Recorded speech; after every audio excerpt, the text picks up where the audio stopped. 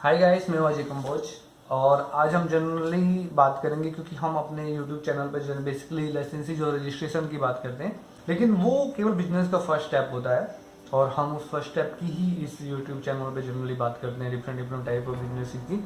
लेकिन क्या होता है कि वो केवल मात्र एक फर्स्ट स्टेप है, उसके बाद बहुत लंबा रास्ता होता है। जब हम बिजनेस को उस स्टेप से लेके एस्टेब्लिशमेंट तक जाते हैं तो एक लंबा रास्ता होता है। कल एक पर्सन का मेरे पास एक क्वेरी आ रही थी, तो उससे के बाद ही मेरे को थोड़ा सा लगा कि ये चीज़ भी मेरे को शेयर करनी चाहिए।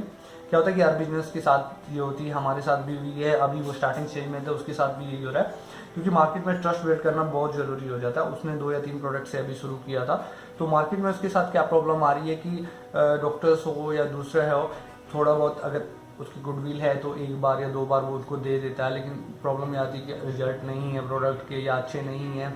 एक्चुअली क्या होता है कि प्रोडक्ट में, आपके डीलिंग में या बेसिकली कोई प्रॉब्लम नहीं होती।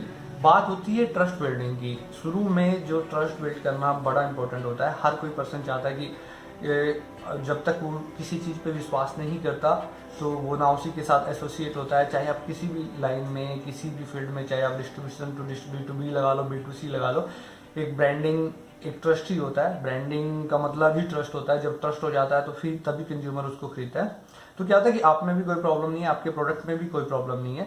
हमारे साथ भी होता है, जब हमने 3 प्रोडक्ट से शुरू किया था तो कोई हमारी डिस्ट्रीब्यूशन लेने के लिए तैयार नहीं होता था, क्योंकि मार्केट में एक तो प्रोडक्ट रेंज बहुत कम थी। उनको लगता था ये तो लोकल सी कंपनी है, इनके तो 3 ही प्रोडक्ट आते हैं या यही आते हैं। उसके बाद हमने एक बहुत बड़ा रास्ता तय किया है। 3 प्रोडक्ट से हमने 200-300 प्रोडक्ट्स तक लेके गए हैं। उसके साथ साथ ब्रांडिंग में भी गए हैं। तो वो रास्ता सबको तय करना पड़ता है। 3 साल 4 साल, जब भी मैंने एक वीडियो में भी डिस्कस किया था कि बिजनेस को स्टेबल होने में टाइम लगता ही है। पहला डिस्ट्रीब्यूटर मिलने में हमें भी 6 महीने लगे थे, क्योंकि जहाँ भी जितनी भी मेलिंग, जितना भी मेल करो, किसी को भी कॉल करो, जितने भी रिलेशनशिप थे, उनके बावजूद भी कोई डिस्ट्रीब्यूशन के लिए रेडी नहीं होता था। तो यही केस होता है कि आप में कोई कमी नहीं है, आपके प्रोडक्ट में कोई कमी नहीं है, लेकिन कमी ये है कि पहले आपको वो ट्रस्ट बिल्ड करना पड़ेगा। जितने लंबे टाइम तक आप काम करेंगे, आप काम करना आपको पड़ेगा। पहले आप एक प्रोडक्ट से, उसके बाद मार्केट की रिक्वायरमेंट समझिए, क्योंकि प्रॉब्लम आप में भी नहीं है, आपके प्रोडक्ट में भी नहीं है। बात ये है कि आपको वो ट्रस्ट बिल्ड करना पड़ेगा। अभी आप किसी कंपनी के साथ काम कर रहे हैं, किसी कंपनी में अगर काम कर रहे हैं, तो उसकी जो ट्रस्ट है, उसकी जो ब्रांडिंग है, वो भी आपके साथ चल रही है। आपके एफर्ट तो काम कर ही रहे हैं, कंपनी के, आपके मैनेजर्स के एफर्ट काम कर रहे हैं, लेकिन जो ब्रांडिंग उस जिस कंपनी में आप कर रहे हैं उसके साथ, क्योंकि वो काफ़ी पुरानी है, डॉक्टर्स को फेथ है उसके प्रोडक्ट पे, उससे भी अच्छा अगर आप प्रोडक्ट लेके आ रहे हैं तो भी आपको वो फेथ क्रिएट करने में टाइम लगेगा। आप बार बार जाएंगे, एफर्ट करेंगे, क्योंकि अगर आप 1 या 2 बारी में ये सोचेंगे कि आपके प्रोडक्ट में दम नहीं है या नहीं है, आप इम्प्रूवमेंट करिए अपने साथ। तो ये प्रोसेस चलता रहता है। हमने एक लंबा रास्ता यहाँ तक का तय किया है इसी बेसिस पे।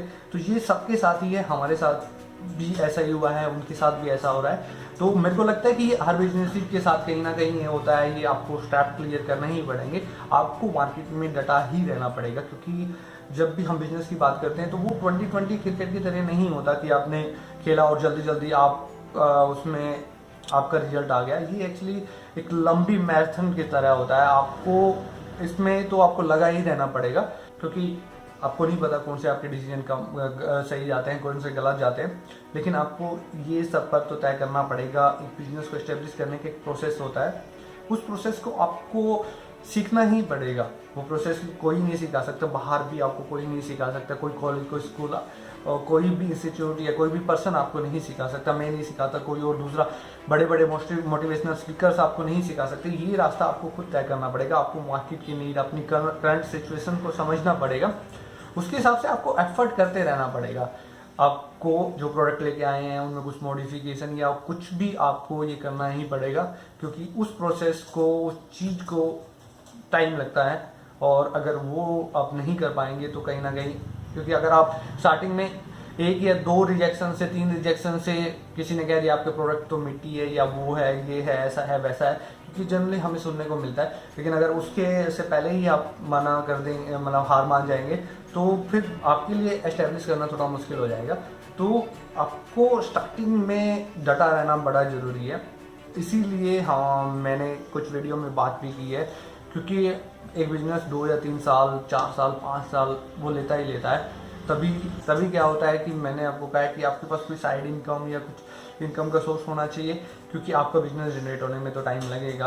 अब अगर स्टार्टिंग लेवल में ही हार मान जाएंगे तो फिर आप बिजनेस स्टेबल नहीं कर पाएंगे, ना ही कभी उसको एस्टेब्लिश करने पाएंगे। एक बार हार गए तो फिर वो आपके लिए बड़ा मुश्किल हो जाएगा दोबारा उस चीज़ को स्टार्ट करना। तो कोशिश यही करिए कि आप जितना भी हो सके डटा रहिए, क्योंकि थोड़े टाइम बाद वही प्रोडक्ट आपके अच्छे चलने शुरू हो जाएंगे। जो डिस्ट्रीब्यूटर्स या जो पर्सन ये कह रहे थे कि आपके प्रोडक्ट के रिजल्ट नहीं है, आपके प्रोडक्ट खराब है, या क्योंकि वो ट्रस्ट जब बिल्ड होना शुरू हो जाएगा तो आपके प्रोडक्ट ही उनको अच्छे लगने लग जाएंगे। तो उम्मीद यही करेंगे कि कुछ ना कुछ आपको इससे हेल्प मिली होगी। Thanks for watching.